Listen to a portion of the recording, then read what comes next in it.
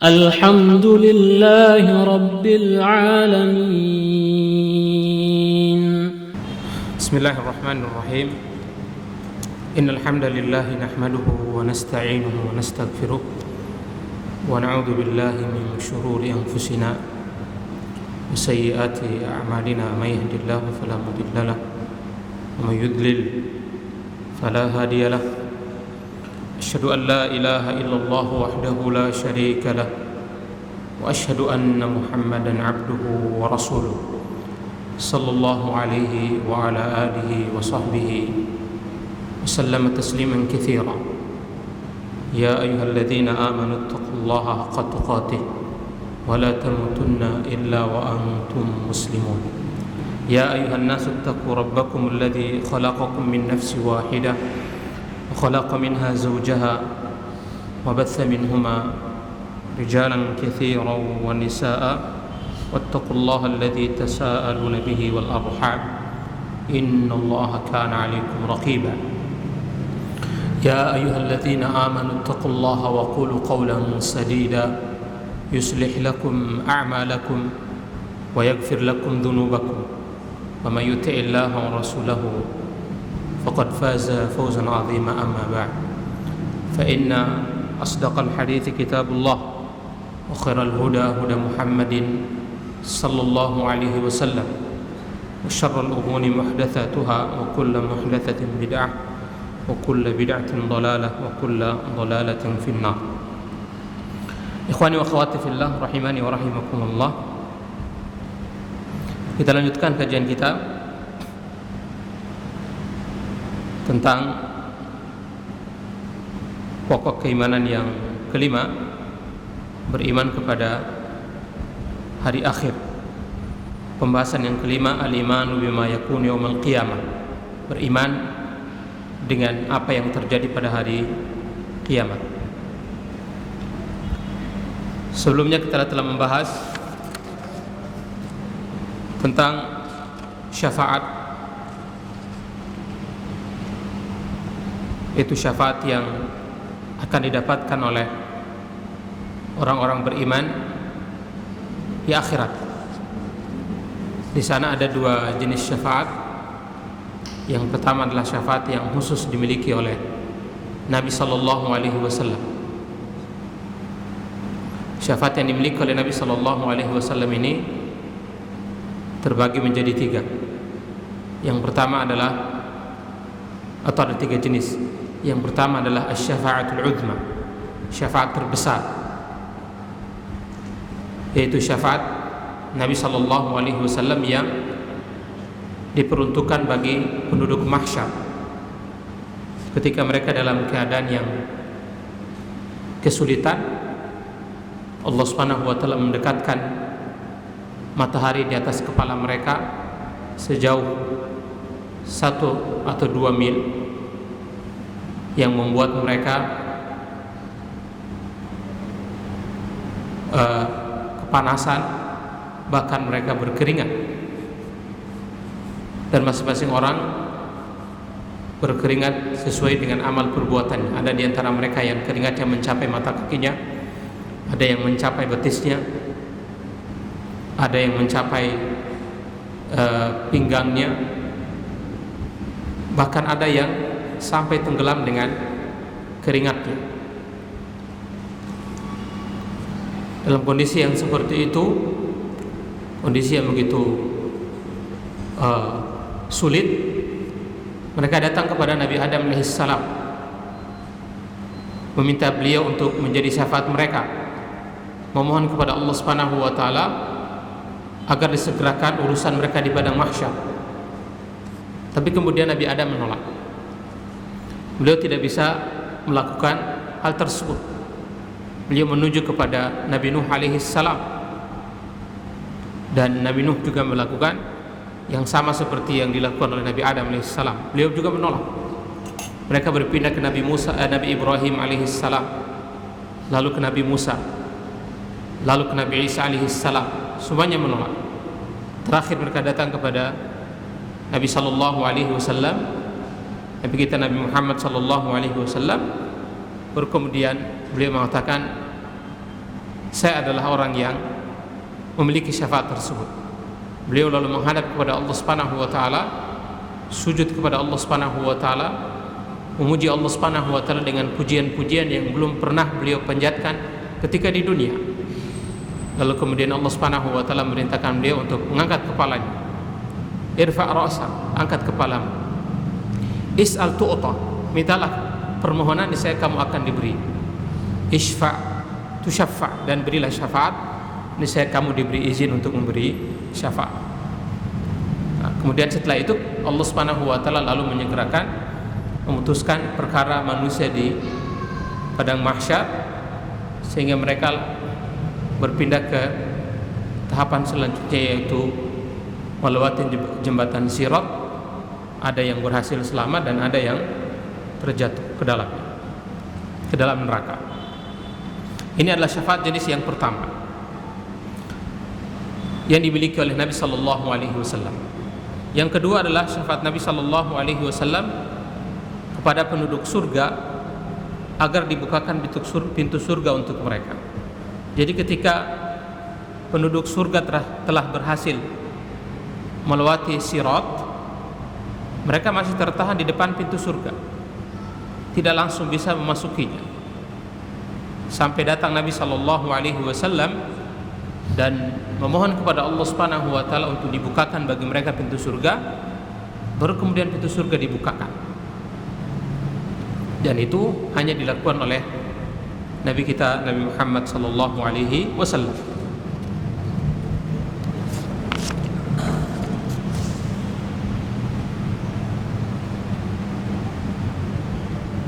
Kemudian yang ketiga adalah syafaat Nabi sallallahu alaihi wasallam untuk pamannya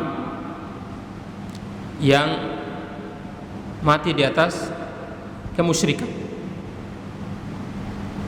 Allah Subhanahu wa taala memberikan kekhususan kepada beliau untuk memberi syafaat kepada pamannya yang musyrik ini. Ini hanya khusus untuk Nabi sallallahu alaihi wasallam dan untuk pamannya saja.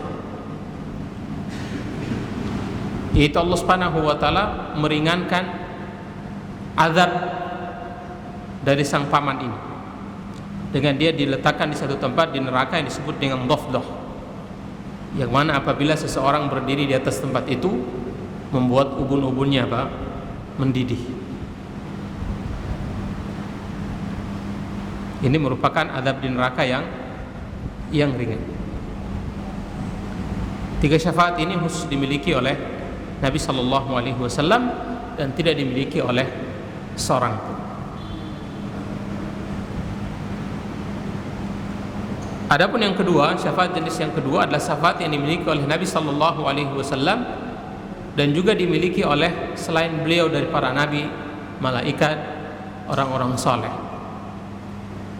Bahkan sebagian amal soleh juga disebut sebagai pemberi syafaat, seperti Al-Quran dan puasa.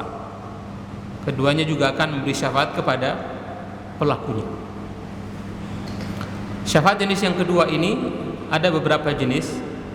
Yang pertama adalah syafaat Nabi sallallahu alaihi wasallam dan juga selain beliau kepada ahlut tauhid yang ditetapkan oleh Allah Subhanahu wa taala masuk ke dalam neraka agar supaya mereka tidak memasukinya. Jadi di sana ada orang-orang yang ahlut tauhid, mereka berada di atas ketauhidan ketika mati dan ditetapkan bahwa mereka adalah penduduk neraka. Mereka masuk ke dalam neraka, ditetapkan dimasukkan ke dalam neraka. Mereka kemudian mendapatkan syafaat dari Nabi sallallahu alaihi wasallam atau selain beliau agar supaya mereka tidak memasukinya, sehingga kemudian mereka tidak jadi masuk neraka. Ini jenis yang pertama. Yang kedua adalah syafaat Nabi sallallahu alaihi wasallam atau selain beliau kepada ahlut tauhid, orang-orang yang mati di atas ketauhidan yang ditetapkan masuk neraka dan mereka sudah masuk neraka agar mereka dikeluarkan darinya. Jadi mereka ditetapkan masuk neraka dan sudah masuk neraka, sudah dimasukkan ke dalam neraka. Kemudian mereka mendapatkan syafaat dari Nabi Shallallahu Alaihi Wasallam atau selain beliau untuk dikeluarkan dari neraka, sehingga mereka tidak menyelesaikan azab atau hukuman dari dosa-dosa mereka. Mereka mendapatkan syafaat sehingga dikeluarkan sebelum selesai mereka diazab di neraka. Ini yang kedua. Yang ketiga, syafaat beliau untuk dan selain beliau kepada penduduk surga agar ditingkatkan derajatnya. Jadi orang-orang yang ada di surga, ada di antara mereka yang mendapatkan syafaat sehingga kemudian dinaikkan derajat mereka di surga, tingkatan mereka di surga.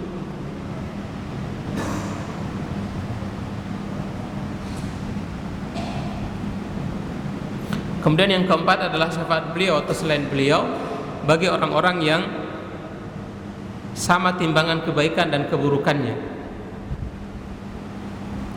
sama berat timbangan kebaikan dan keburukannya. Mereka ini mendapatkan syafaat, ada di antara mereka yang mendapatkan syafaat sehingga kemudian timbangan kebaikannya lebih berat untuk menambah timbangan kebaikannya.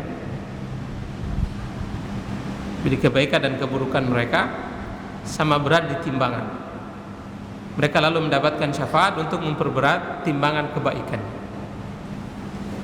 Nah, ini adalah beberapa jenis syafaat yang akan didapat oleh orang-orang beriman di akhirat. Hanya orang-orang yang beriman. Adapun orang-orang yang jatuh dalam kesyirikan, mereka tidak akan mendapatkan syafaat di sisi Allah Subhanahu wa taala. Pertemuan sebelumnya sudah kita jelaskan bahwa syafaat hanya yang memberi syafaat adalah orang yang diberi izin oleh Allah Subhanahu wa taala memberi syafaat. Dan yang menerima syafaat adalah orang yang diridhoi oleh Allah Subhanahu wa taala, perkataan maupun perbuatannya. Sehingga orang-orang yang terjatuh dalam kesyirikan lalu mereka mengharap syafaat dari nabi atau orang-orang soleh, mereka tidak akan mendapatkannya. Sebagaimana disebutkan oleh sahabat Abu Hurairah radhiyallahu taala an, pernah bertanya kepada Nabi sallallahu alaihi wasallam, "Man as'adun nasi bi syafa'atik?" Siapakah orang yang paling beruntung dengan syafaatmu wahai Rasulullah sallallahu alaihi wasallam? Maka apa jawab beliau? Jawab beliau, "Man qala la ilaha illallah khalisan min qalbi." Siapa yang mengucapkan la ilaha illallah murni dari hatinya. Yani tauhidnya bagus. Dia mengucapkan la ilaha illallah dan mewujudkannya. Ini menunjukkan bahwa hanya orang-orang bertauhid yang akan mendapatkan syafaat dari Nabi sallallahu alaihi wasallam. Adapun orang-orang yang terjerumus ke dalam kesyirikan, yang rusak tauhidnya, maka mereka tidak akan mendapatkan syafaat dari Nabi sallallahu alaihi wasallam. Jadi kata Abu Hurairah, "Man as'adun nasi bi syafa'atik?" Siapakah yang paling beruntung mendapatkan syafaatmu? Kata Nabi sallallahu alaihi wasallam, "Man qala la ilaha illallah khalisan min qalbi." Siapa yang mengucapkan la ilaha illallah murni, ikhlas dari hatinya, murni dari hatinya. Ini yang sudah kita bahas di pertemuan sebelumnya. Sekarang bagian yang terakhir dari apa yang terjadi di hari kiamat adalah surga dan neraka, al-jannatu wan nar. Dan surga dan neraka ini adalah dua tempat tinggal yang besar yang ada pada hari itu, yang mana tidak akan pernah hancur, tidak akan pernah binasa. Tempat tinggal abadi yang tidak ada ujungnya. Selamanya orang tinggal di tempat itu. Bagi yang ditetapkan, mereka kekal di dalam,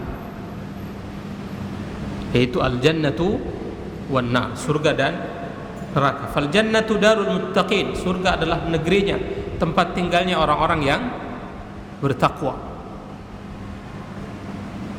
Sebagaimana yang difirmankan oleh Allah Subhanahu wa taala, uiddat lil muttaqin, disediakan bagi orang-orang yang bertakwa. Wan naru darul kafirin, adapun neraka maka dia menjadi tempat tinggal orang-orang kafir. Bagaimana dengan orang-orang beriman yang masuk neraka? Neraka tidak menjadi tempat tinggal mereka. Mereka akan dikeluarkan darinya ketika telah selesai dibalas, dihukum dosa-dosa mereka. Mereka tidak akan kekal di neraka. Inilah akidah Ahlus Sunnah wal Jamaah tentang pelaku dosa, termasuk dalamnya pelaku dosa besar. Berbeda dengan kaum Khawarij dan Mu'tazilah yang mana mereka berkeyakinan bahwa pelaku dosa besar mereka kekal di neraka, tidak akan pernah keluar dari itu.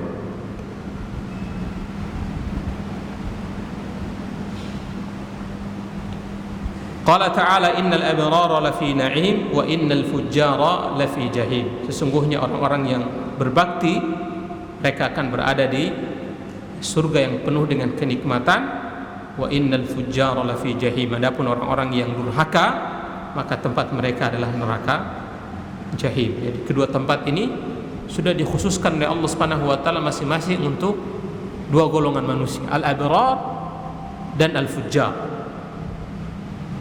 Al-abrar tempat mereka adalah surga, sedangkan al-fujjar tempat mereka adalah neraka. Innal abrara lafi na'im 'alal araiki yanzurun. Sesungguhnya orang-orang yang berbakti mereka berada dalam surga yang penuh dengan kenikmatan. Mereka berada di atas dipan-dipan memperhatikan apa yang dialami oleh orang-orang yang durhaka.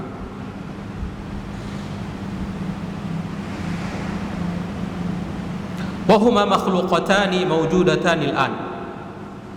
Keduanya adalah makhluk Allah Subhanahu wa taala yang telah diciptakan. Yakni sudah ada sekarang. Bukan nanti hari kiamat baru kemudian dua negeri ini diciptakan, tidak.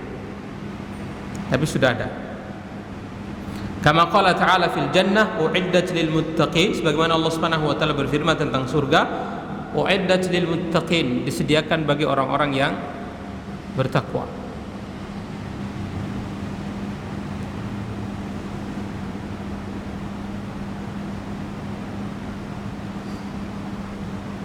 Wa qala fin nar, Allah Subhanahu wa taala juga berfirman untuk tentang surga, u'iddat lil kafirin, disiapkan untuk orang-orang kafir.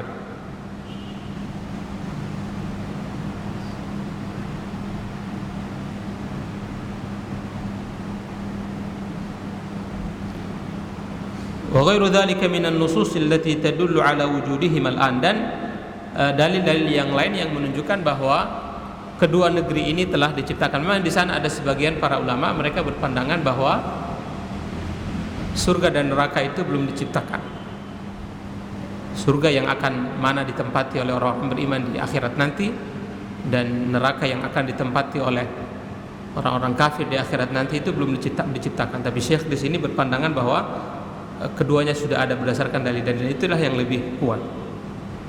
Di antaranya seperti dua ayat ini dalam surat Ali Imran yang menjelaskan tentang telah adanya surga, u'iddat lil muttaqin, yang disediakan bagi orang-orang bertakwa, dan tentang neraka yang terdapat dalam surat Al-Baqarah ayat 24.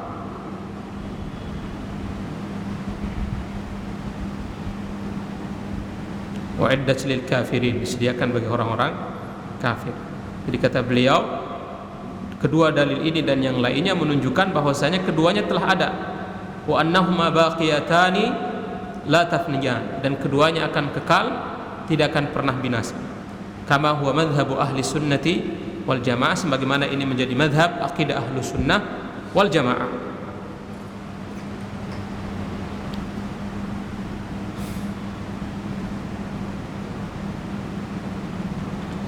Qala syarih at-Tahawiyah, al-Imam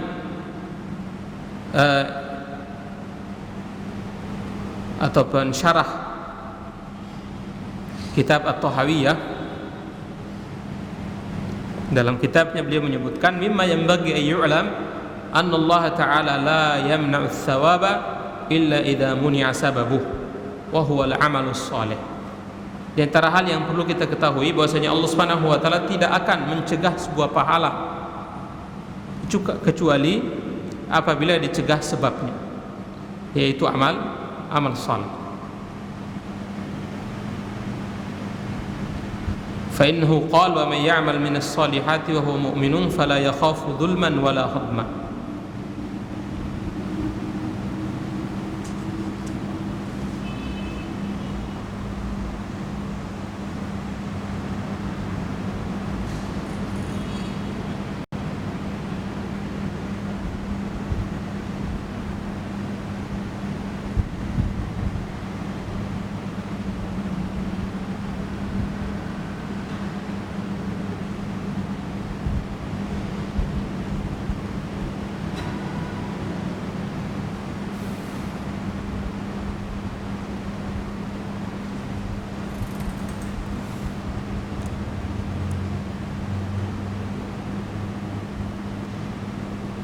Jadi kata Allah Subhanahu wa taala sebagaimana dalam surah Thaha ayat 112, "Wa may ya'mal minas solihati", barang siapa yang melakukan amal soleh wa huwa mu'min, dan dia beriman, fala yakhafu dzulman wala hadma, maka dia tidak perlu khawatir dia dizalimi atau dikurangi haknya. Wa kadzalika la yu'aqibu ahadan illa ba'da husuli sababil iqab. Demikian juga Allah Subhanahu wa taala tidak akan menghukum seseorang kecuali dia telah melakukan sebab dia dihukum.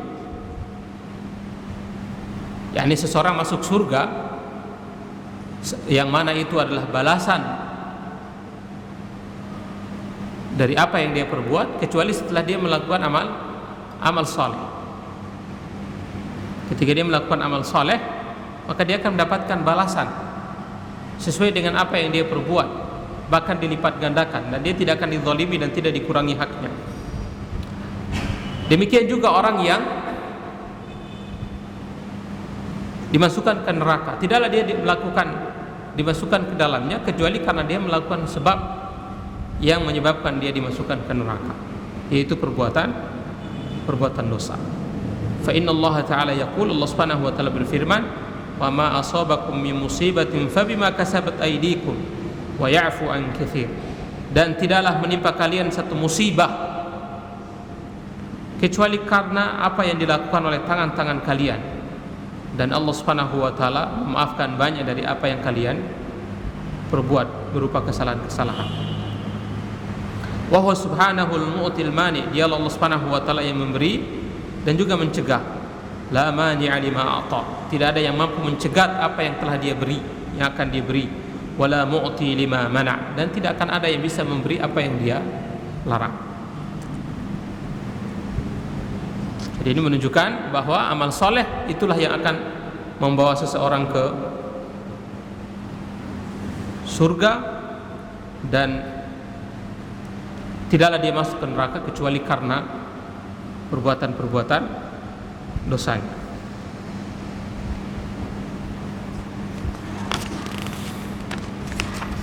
Dengan demikian selesailah pembahasan kita tentang beriman kepada hari akhir, yaitu bagian kelima dari 6 pokok keimanan.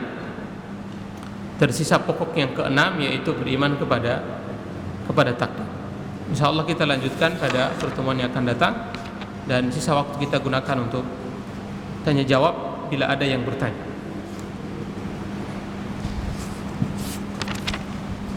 Insyaallah pokok yang keenam, beriman kepada takdir, kita bahas pada pertemuan yang akan datang.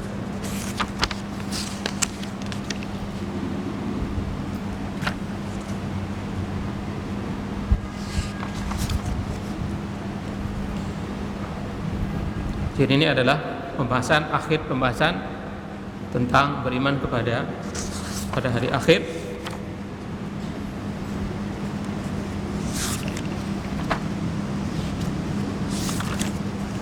Yang sudah kita bahas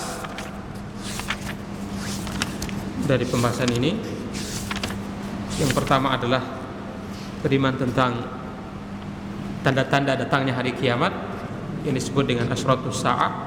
Di sana terbagi menjadi 2. Ada tanda-tanda yang telah terjadi, yaitu tanda-tanda kecil seperti diutusnya Nabi sallallahu alaihi wasallam, wafatnya Nabi sallallahu alaihi wasallam, kemudian terbunuhnya sahabat Utsman ibn Affan,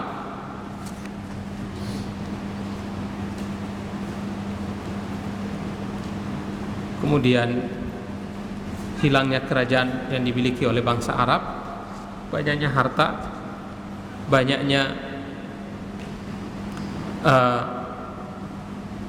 gempa bumi, penenggelaman, dan yang sejenis dengannya. Kemudian yang kedua adalah tanda-tanda yang pertengahan, yaitu yang sedang terjadi dan akan terus bertambah, seperti yang disebutkan oleh Nabi sallallahu alaihi wasallam, la taqumu as-sa'atu hatta yatabaha an-nasu fil masajid.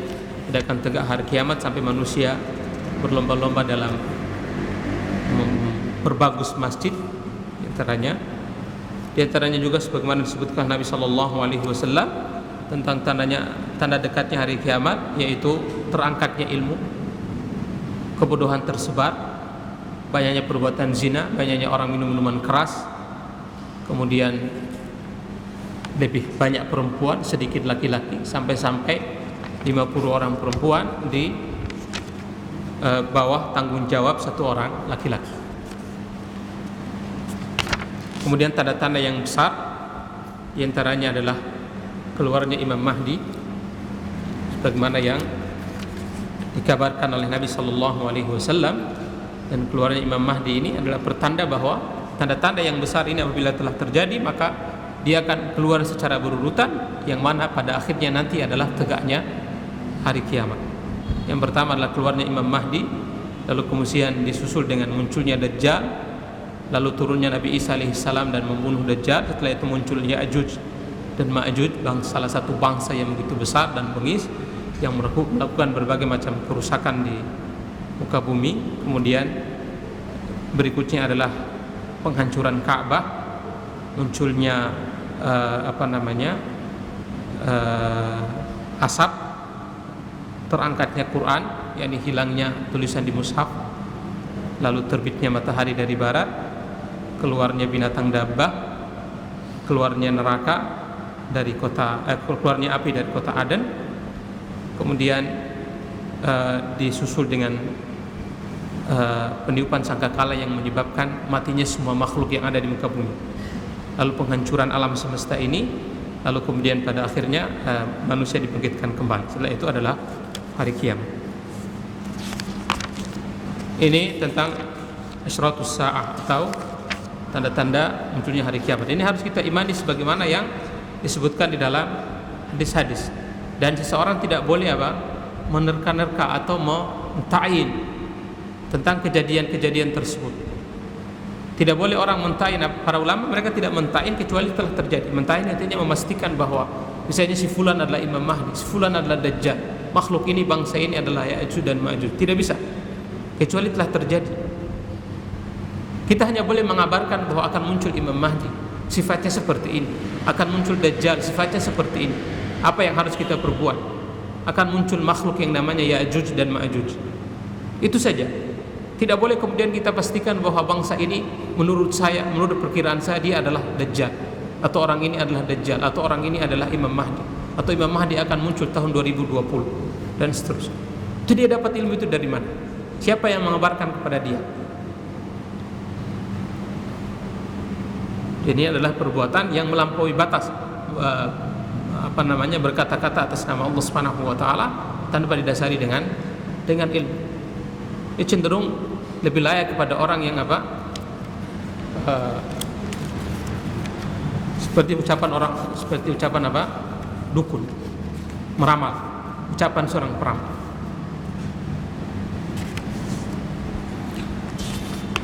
Kemudian juga setelah kita mengimani tanda-tanda hari kiamat, yang berikutnya adalah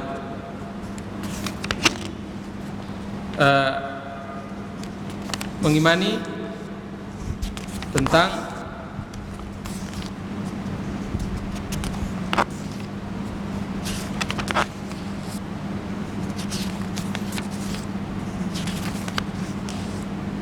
hari akhir. Yang kedua, beriman dengan hari akhir. Kemudian beriman dengan apa yang terjadi setelah manusia dimasukkan ke dalam kubur. Ada fitnah kubur, yaitu manusia ditanya tentang 3 hal. man rabbuka man nabiyyuka ma dinuk, siapa Rabbmu, siapa nabimu, dan apa agamamu. Kemudian nikmat kubur dan azab kubur. Lalu kemudian berikutnya adalah beriman dengan apa yang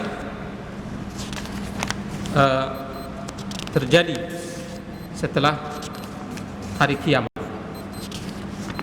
yaitu tentang kebangkitan manusia, kemudian hisab, tentang penimbangan amal perbuatan, lalu kemudian tentang haud, lalu syafaat, dan yang terakhir adalah surga dan neraka. Ini adalah hal-hal yang harus kita imani dalam kita beriman kepada hari akhir. Tidak boleh ada satu bagian dari hal tersebut yang diingkari oleh seorang muslim.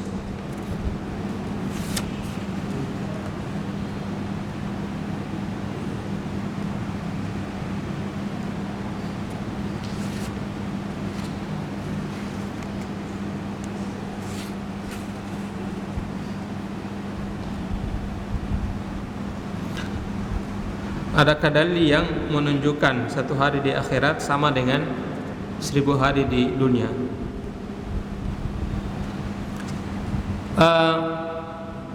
Satu hari di akhirat seperti 1000 hari di dunia ini disebutkan di beberapa ayat. Di antaranya seperti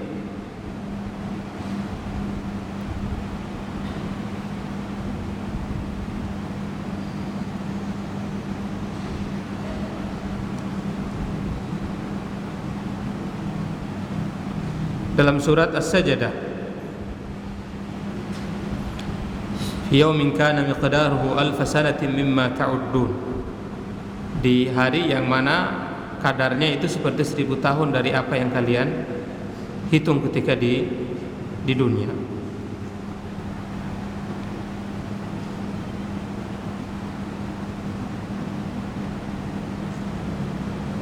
Dalam surat Sajdah ayat yang ke-5.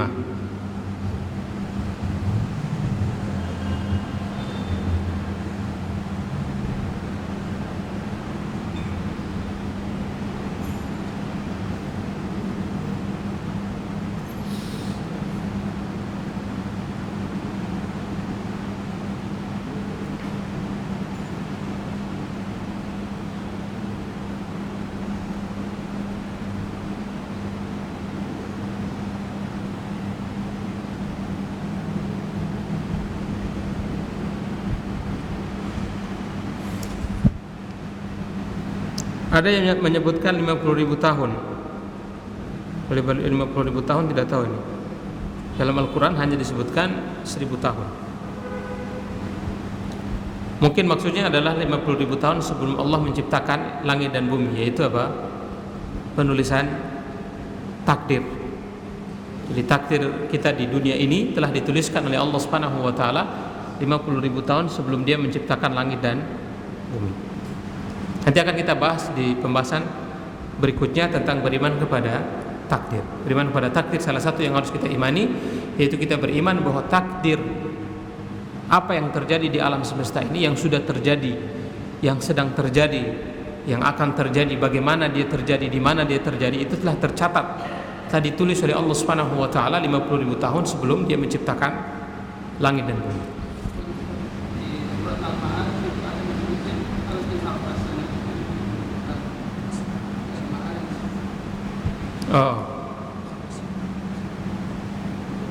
Oh iya.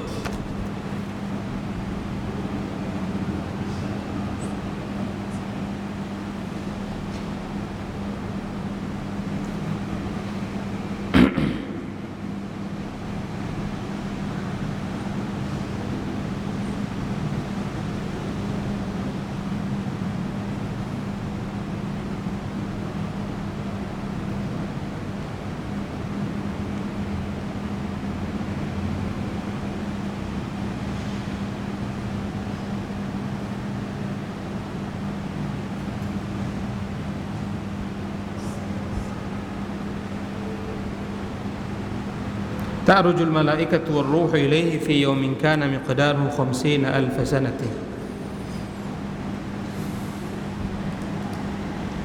Dan malaikat serta ruh naik kepadanya Ada satu hari yang kadarnya 50.000 tahun.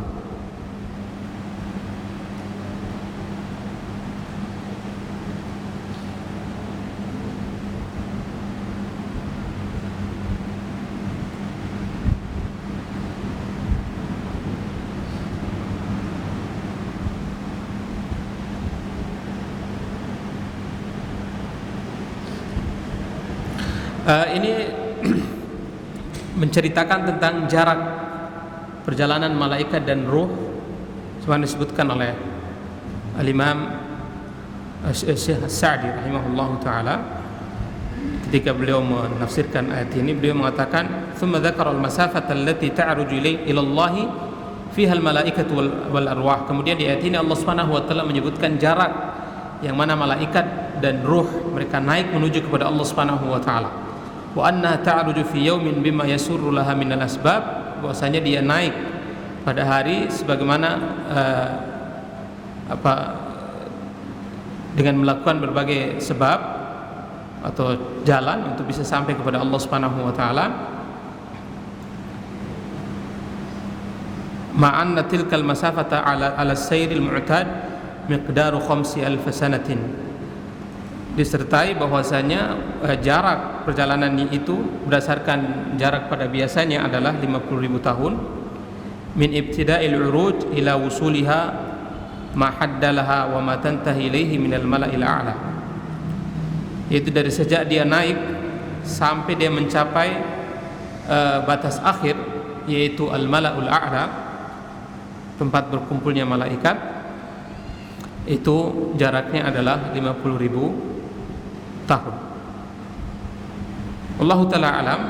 Kelihatannya ini berbicara tentang jarak manusia malaikat dan ruh mereka naik, dari awal mereka naik sampai mereka mencapai tempat yang disebut dengan al-mala'ul a'la.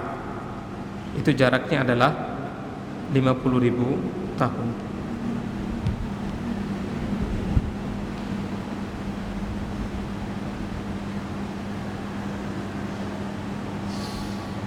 Mungkin demikian. Dan nanti kita cari lagi, mungkin ada hadis yang menerangkan tentang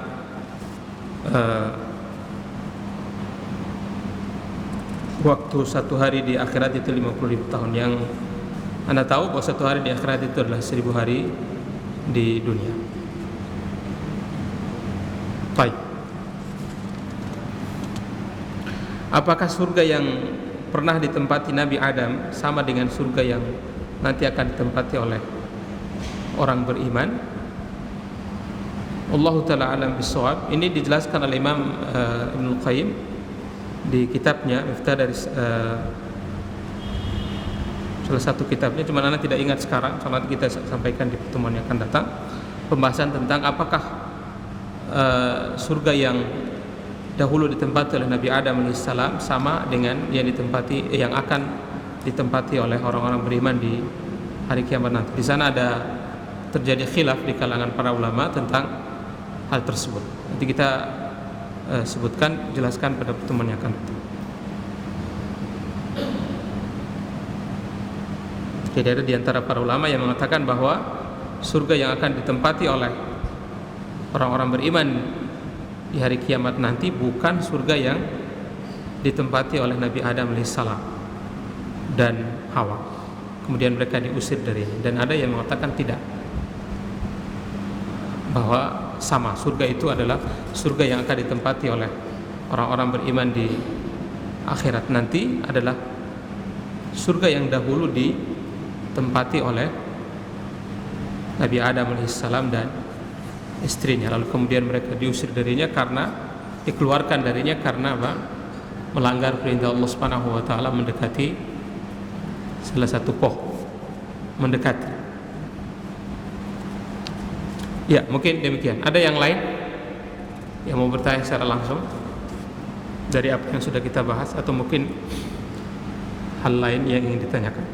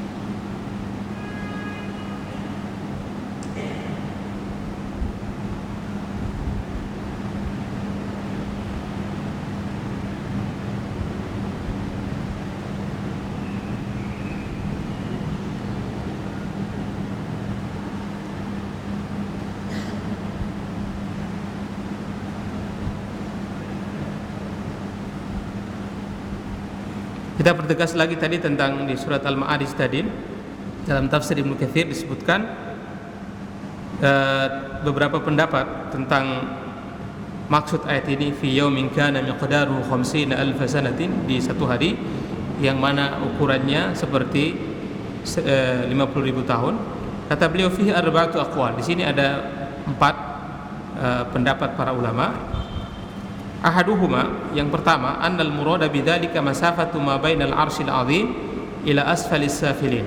Yang dimaksud dengan ayat ini adalah jarak antara arsy dan bumi yang paling rendah. Apa istilahnya? Tingkatan bumi yang paling rendah. Wa dzalika masiratu 50 alf sanatin, itu jarak seperti 50.000 tahun. Ini salah satu pendapat yang para ulama yang menyebutkan tentang makna dari ayat ini.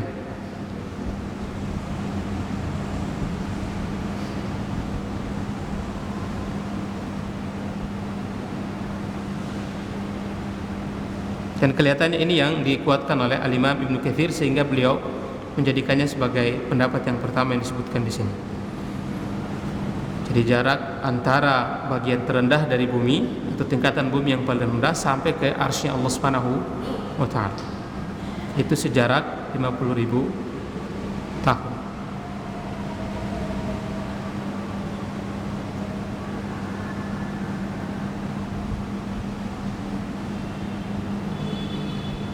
Pendapat yang kedua, sebutkan bahwa dimaksudkan oleh ayat ini adalah masa keberadaan dunia semenjak dia diciptakan sampai apa? Sampai tegaknya hari kiamat. Tapi ini kelihatannya tidak mungkin, karena usia dunia ini sudah jutaan tahun. Makanya tadi kita katakan pendapat yang pertama tadi kelihatannya itu yang dikuatkan oleh Al-Imam Ibnu Katsir, bahwa yang dimaksud dengan 50.000 tahun di sini adalah jarak perjalanan antara tingkatan bumi yang terendah sampai arsy Allah Subhanahu wa ta'ala. Mungkin itu yang bisa kita bahas pada malam hari ini. Insyaallah kita lanjutkan pada pertemuan yang akan datang. Wallahu ta'ala a'lam bishawab. Sallallahu wasallam ala nabiyina Muhammadin wa ala alihi wa sahbihi ajma'in. Subhanakallahumma bihamdika asyhadu an la ilaha illa anta astaghfiruka wa atubu ilaik.